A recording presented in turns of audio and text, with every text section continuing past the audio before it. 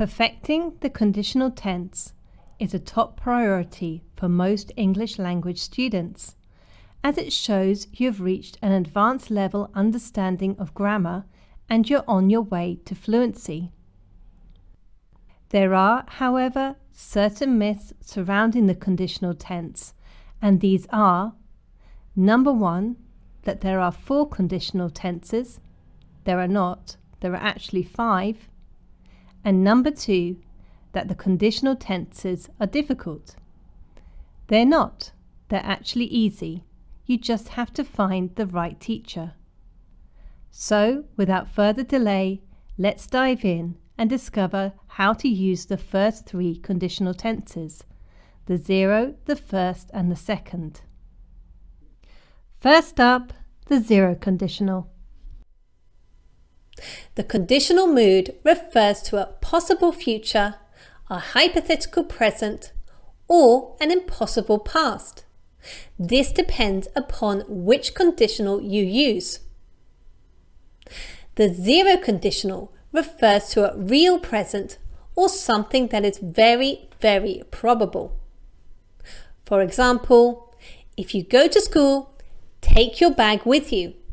Or, if you like chocolate, then eat some.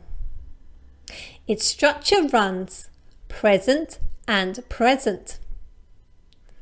The 0 conditional is not commonly used, and when we do use it, it is almost always for a command in imperative tense.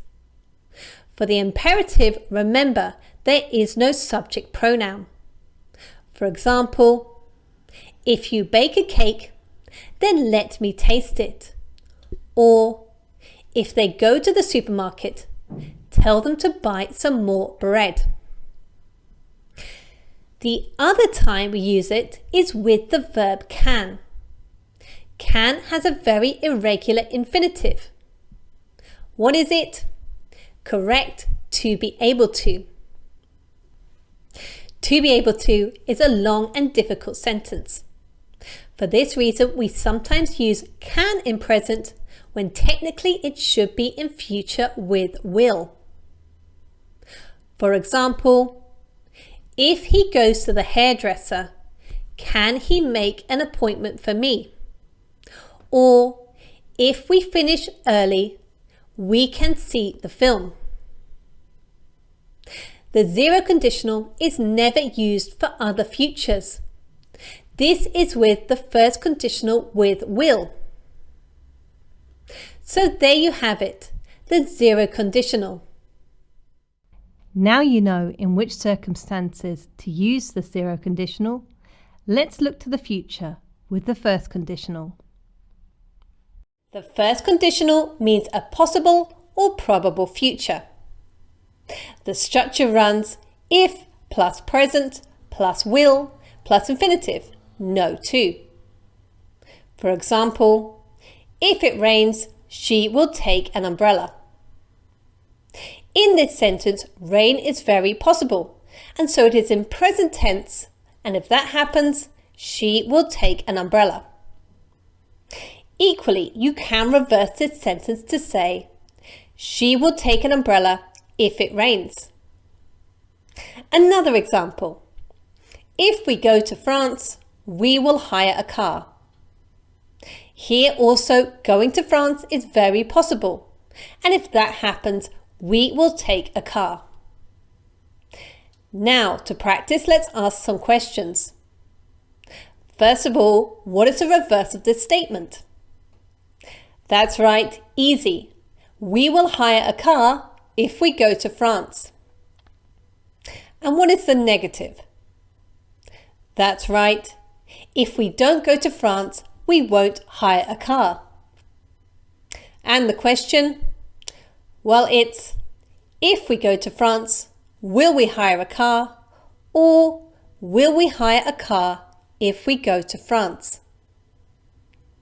This sentence commonly uses a contraction. What is it? That's right, it's with the subject pronoun and will. To make the sentence shorter, we say, if we go to France, we'll hire a car. Now let's take a look at another sentence. If I go for coffee, I will see my friends. What is the reverse of this statement?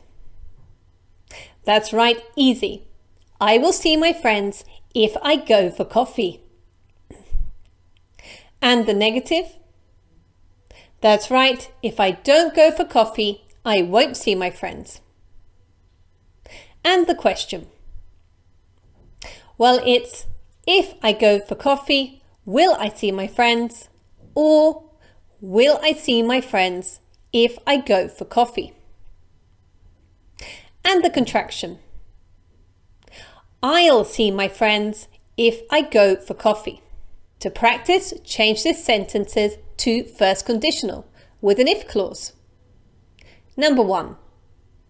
I am not working, so I can meet you. Did you get it?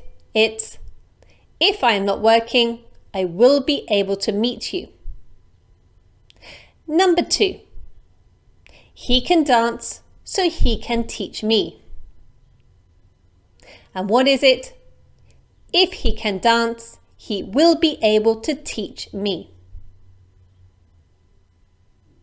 And finally, number 3. I practice every day so I can play the guitar. And the conditional? If I practice every day, I will be able to play the guitar. And there you have it, the first conditional. Finally, to eliminate any doubts about the first conditional, let's look at this common mistake. If I will have time tonight, I will go to the gym. What's the problem with this sentence? Right, it's this. If and will cannot be together. They must be in separate clauses. If I will is impossible. The structure of the first conditional is if plus present plus will plus infinitive. To say, if I have time tonight, I will go to the gym. To practice your English, why not visit us at skyrocketenglishclass.com for personalised one-to-one classes focused on real-world English and speaking. Or for hundreds of native speaker expressions, phrasal verbs and vocabulary to help you speak naturally, why not check out our book, Next Level English, 50 Lessons to Improve Your English on Amazon. Finally, let's go to a more advanced level tense, one that will expand your use of English to talk hypothetically. The second conditional. The second conditional refers to something that is hypothetical or not real in the present moment. Its structure runs if plus past plus would plus infinitive. It can refer to something that is hypothetical but possible. For example, if I spoke German, I would visit Germany. Or for something that is impossible. For example, if I were a cat, I would sleep all day. There is a common misconception that the second conditional is about probability. It's not. It's about time. The second conditional is simply about something that is not real in the present moment. A few things to remember. First, to be verb. When using the second conditional, was changes to were. For example, if I were a vet, I would treat animals. Or in continuous tense, if it were snowing, I would make a snowman. This happens because to be is our last subjunctive verb, so it makes an extra change in this tense. However, because people are humans and not robots, not everyone follows this rule, and it is common to hear, for example, if I was cold, I would wear a sweater. So, if you make a mistake, don't worry too much. Number 2, could. We use could instead of would in the second clause of a second conditional to express a hypothetical ability. For example, if I had more time this week, I could meet you for a coffee. Or, if the weather were better, we could climb this mountain. But this is probably the same in your language, so I doubt if it's much of a surprise. To practice this language point, I will give you a phrase and you change it to a second conditional, inventing the would clause. I will give you 5 seconds to think of a sentence before giving a possible answer. Ready? Number 1. You go to Paris.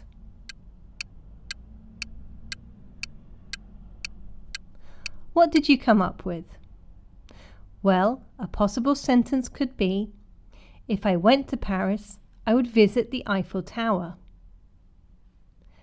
Number 2. You see a famous footballer in your local supermarket.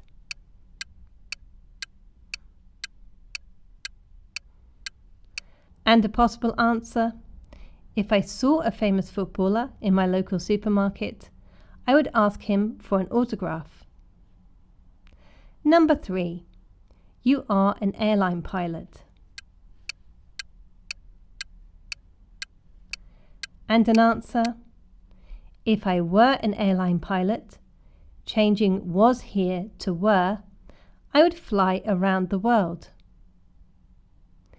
And that's it, the 0, the first and the second conditionals. For more on conditionals, check out our video on the third and mixed conditional. Or, for more videos on the conditional series, check out our playlist. Catch you next time.